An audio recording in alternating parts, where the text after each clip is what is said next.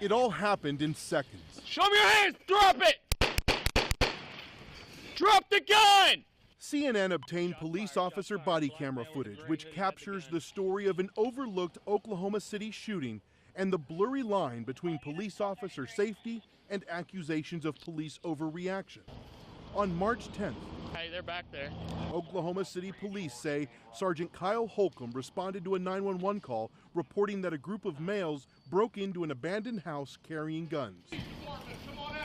You can hear popping sounds, but the officer sounds unsure what kind of firearm it might be. Viper 33, I think it's a cap gun, but they are shooting something off.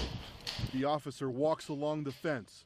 14-year-old Lorenzo Clerkley Jr. is crawling out of a window in the backyard. The officer catches a quick glimpse of Clerkley through a hole in the fence. Show me your hands! Drop it! Drop the gun!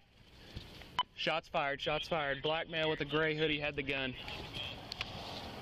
Lorenzo Clerkley survived. Do you feel pretty lucky that you're still alive? Yes, sir. And I'm blessed, and I'm a real lucky kid to be alive right now. The 8th grader says Officer Holcomb's commands surprised him. I tried to put my hands up, and I couldn't. He didn't give me time to do anything. Where were your hands? Do you remember? Well, when he said freeze, my hands was like this, and when he said freeze, I was trying to put my hand up, and then that's when he let fire, and I couldn't do anything. It turns out the boys in the house were playing with air-powered BB guns. Oklahoma City police say Clerkley was holding a BB gun that looked like a 9mm handgun, which was found at the scene. Clerkley insists he was unarmed. The body camera footage isn't clear.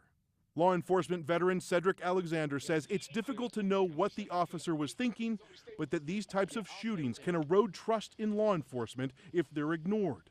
Training becomes essentially a critical and important piece in making sure that our officers are aware of these types of situations that can occur and how they could potentially react to them. If you were a white kid coming out from behind that brick wall, do you think the same thing would have happened? To be honest, I really don't. Why not?